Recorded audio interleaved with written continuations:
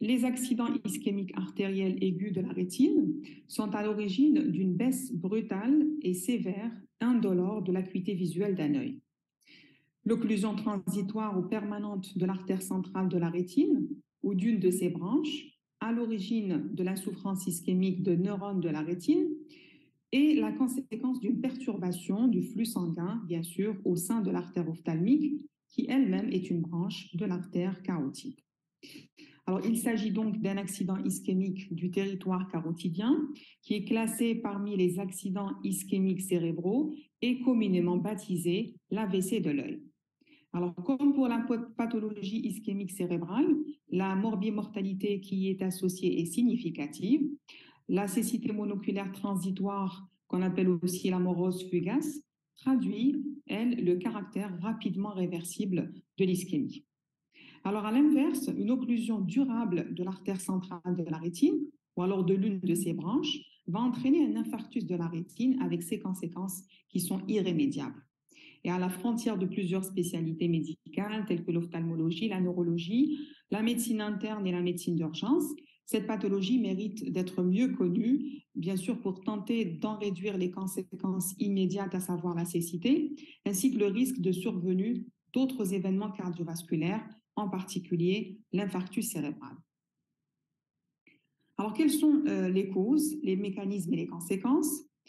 La pathologie ischémique rétinienne, elle est rare et l'incidence est estimée à 15 pour 100 000 habitants par an pour les cécités monoculaires transitoires et de 2 pour 100 000 pour les occlusions de l'artère centrale de la rétine. Alors, comme pour la pathologie cérébrovasculaire, l'incidence est liée à l'âge et elle atteindrait 10 pour 100 000 pour les occlusions de l'artère centrale de la rétine après l'âge de 80 ans. Les facteurs de risque vasculaire sont comparables à ceux des AVC. Ils sont présents chez 78% des patients et en tête de liste, on retrouve l'hypertension artérielle. Les causes d'un accident ischémique rétinien sont comparables à celles des AVC ischémiques et un mécanisme thromboembolique à partir d'une plaque d'athérome carotidien est le plus fréquemment identifié devant les accidents cardio-emboliques. Et de façon concomitante à l'accident à l'ischémie rétinienne, un infarctus cérébral aigu carotidien homolatéral qui serait non symptomatique, il peut être détecté si on fait une IRM avec des séquences de diffusion dans 50% des cas, ce qui traduit bien une embolisation de l'axe carotidien. Alors, une maladie de Horton est impliquée dans moins de 5% des cas. Et il faut savoir que les conséquences d'un accident ischémique de la rétine et donc le pronostic dépendent de 4 facteurs.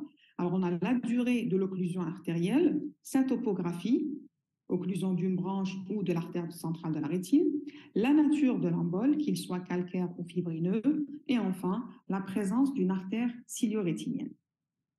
Alors, cette artère, c'est une variante anatomique qui est présente chez 25% des individus. Elle est issue de la circulation ciliaire postérieure et non de l'artère centrale de la rétine. Alors, lorsqu'elle vascularise une partie de la macula et de la fovea, son épargne dans une occlusion de l'artère centrale de la rétine est synonyme d'une baisse limitée de l'acuité visuelle, c'est bon signe, alors que la vision périphérique est très altérée. Et de même, la récupération sera meilleure, bien sûr. Alors, outre cette variante anatomique, il peut aussi exister des anastomoses à partir de branches de la carotide externe et de la microcirculation issue du réseau ciliaire postérieur qui peuvent limiter les conséquences de l'occlusion artérielle.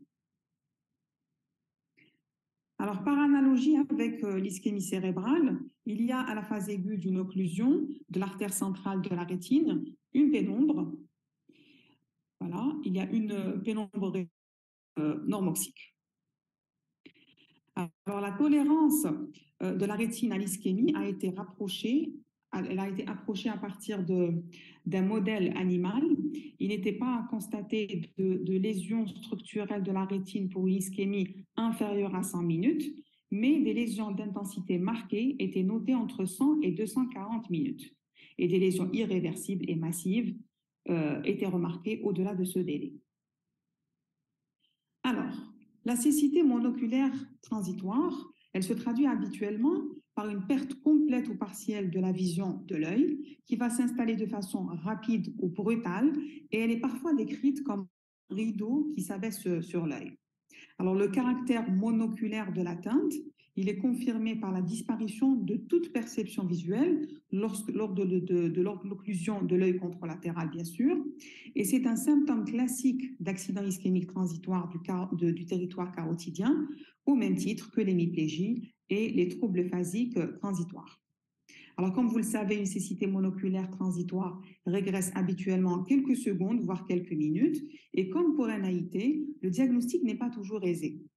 Et il est parfois difficile de distinguer une manifestation d'ischémie rétinienne brève d'une éclipse visuelle, de crise subaiguë de glaucome par fermeture de l'angle, d'aura migraineuse ou encore de simples anomalies du film lacrymal. Alors, plusieurs études avaient suggéré que le risque d'infarctus cérébral après un AIT rétinien soit moindre qu'après un AIT hémisphérique. Mais la difficulté à établir l'origine ischémique d'un trouble visuel monoculaire transitoire, elle a probablement conduit à des diagnostics de cécité monoculaire transitoire par excès, ce qui a contribué largement à cette impression de meilleur pronostic. Alors aujourd'hui, les CMT, les cécités monoculaires transitoires, elles sont assimilées aux AIT hémisphériques et en partagent les mêmes risques. Bien entendu, un AIT doit être considéré comme le marqueur d'un risque majeur d'infarctus cérébral à court terme et offre une opportunité aux cliniciens d'éviter un infarctus cérébral invalidant. Et sans mesures thérapeutiques appropriées, le risque d'AVC à 3 mois peut atteindre 20% et la grande majorité survient au cours des 10 premiers jours après un AIT, en particulier les 48 premières heures. Or, une prise en charge diagnostique et thérapeutique adaptée en urgence et dans des unités dédiées appelées des cliniques d'AIT, elle peut réduire le risque d'AVC à 3 mois de 80%, ce qui est déjà pas mal. Alors, les cliniques d'AIT, elles permettent un accueil 24 heures sur 24, une expertise neurovasculaire clinique et paraclinique. Elles permettent aussi l'initiation précoce d'un traitement approprié. Alors, l'occlusion de l'artère centrale de la rétine, elle va entraîner la perte brutale et sévère de la vision d'un œil sans douleur associée. Alors, l'examen du fond d'œil par un examinateur entraîné, il suffit en général pour confirmer le diagnostic en urgence. Il va mettre en évidence une rétine qui est plutôt pâle de façon diffuse, avec une tache qui est rouge centrale, de rouge cerise, ce qu'on appelle le cherry red spot. Cette tache résulte de la circulation choroïdienne qui est préservée et qui est visible sous la fovea mince. Et puis rarement, on peut voir des emboles artériolaires au niveau du fond d'œil. Alors, l'examen ophtalmo va montrer aussi une baisse de l'acuité visuelle et un déficit pupillaire afférent relatif du côté atteint. Et une angiographie à la fluorescéine, quand elle est réalisée, elle pourrait montrer l'occlusion artérielle. Mais généralement, ce n'est pas utile à la phase aiguë. Ça ne fait que retarder la prise en charge. Alors, l'occlusion de l'artère centrale de la rétine est une urgence vasculaire avec des conséquences graves au niveau oculaire car il y a risque de cécité, des conséquences au niveau vasculaire car le risque de survenue d'un nouvel événement ischémique est toujours là, et puis des conséquences fonctionnelles avec un risque de dépendance. Enfin, après une occlusion de l'artère centrale de la rétine, l'acuité visuelle demeure inférieure à 1/20 pour près de 85% des patients, avec un risque de cécité totale en cas d'atteinte contralatérale. Alors, même si les conséquences fonctionnelles de la perte de la vision d'un œil sont moindres que celles liées à un infarctus cérébral invalidant, elles peuvent durablement altérer la qualité de vie de l'individu et son autonomie et être à l'origine d'un risque accru de chute et de fractures, notamment des fractures du fémur et de dépendance. Alors, une ischémie rétinienne aiguë s'intègre en général dans une pathologie vasculaire plus diffuse et le risque vasculaire global, il est plus élevé que dans la population générale. Ainsi, le risque d'événements cardiovasculaires 1 mois après une occlusion de l'artère centrale de la rétine, il est compris entre 6 et 15%, et il est de l'ordre de 10 à 30% à 2 ans. Il est maximal au cours des 15 premiers jours et porte principalement sur le risque d'infarctus cérébral aigu homolatéral symptomatique, sachant qu'il existe jusqu'à 50% de lésions asymptomatiques qui sont détectées en séquence de diffusion sur une IRM cérébrale qui est effectuée à la phase hyperaiguë. Alors, qu'en est-il du traitement? En dehors de la maladie de Horton qui bénéficie d'une prise en charge très spécifique, il faut savoir que les traitements classiques de l'occlusion de l'artère centrale de la rétine n'ont pas d'effet à terme sur l'acuité visuelle. Ces traitements se résument généralement à une fragmentation de l'embole par massage ou l'utilisation d'agents hypotonisants et de vasodilatateurs. Alors, cependant, s'agissant d'une pathologie aiguë avec occlusion artérielle et souffrance ischémique potentiellement réversible, une stratégie de recanalisation de l'artère occluse pour reperfuser la rétine semble cohérente.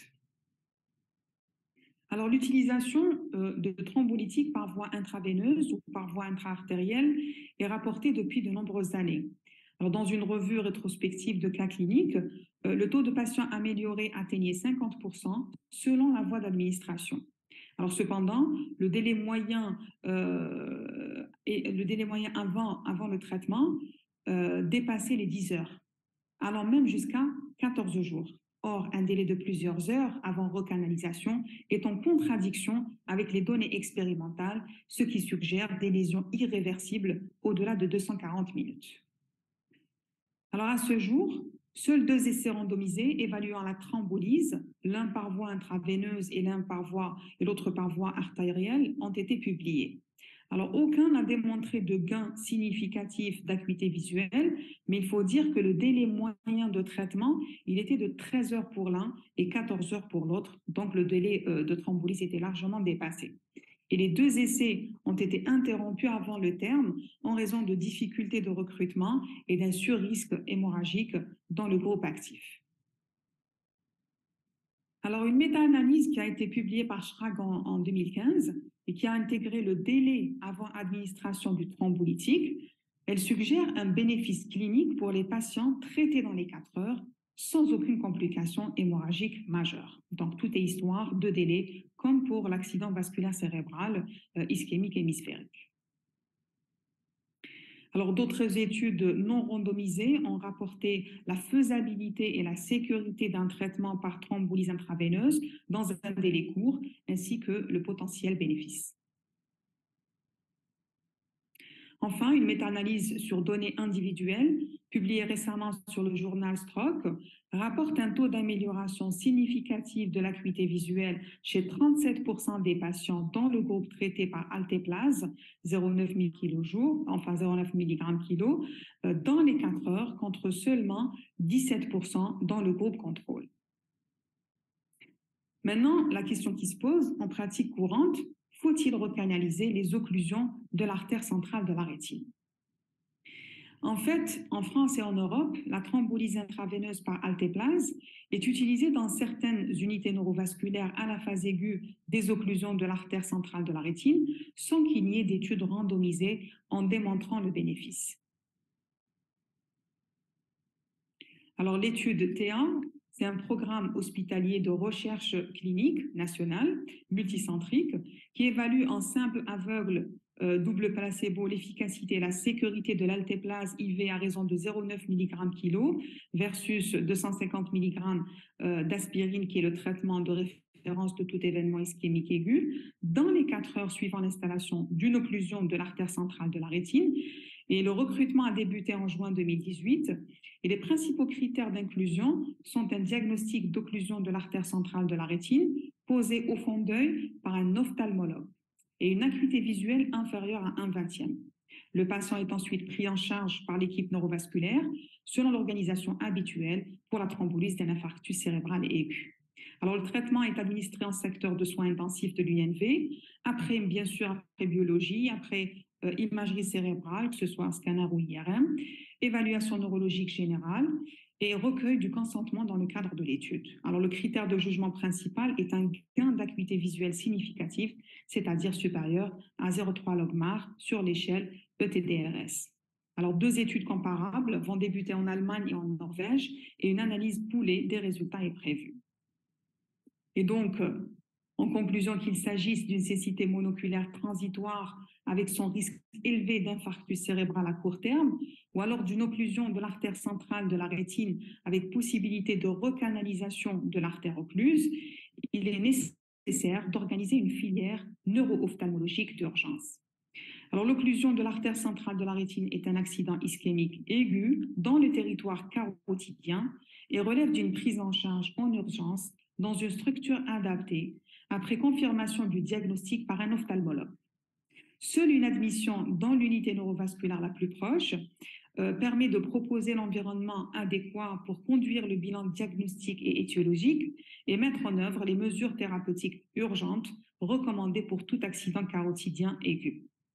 Enfin, les cécités monoculaires transitoires qui représentent un symptôme d'alarme associé à un risque élevé d'accident vasculaire cérébral dans les heures et jours qui suivent doivent bénéficier de la même prise en charge urgente que celle mise en œuvre pour un AIT, idéalement dans une clinique d'AIT ou alors dans une unité neurovasculaire.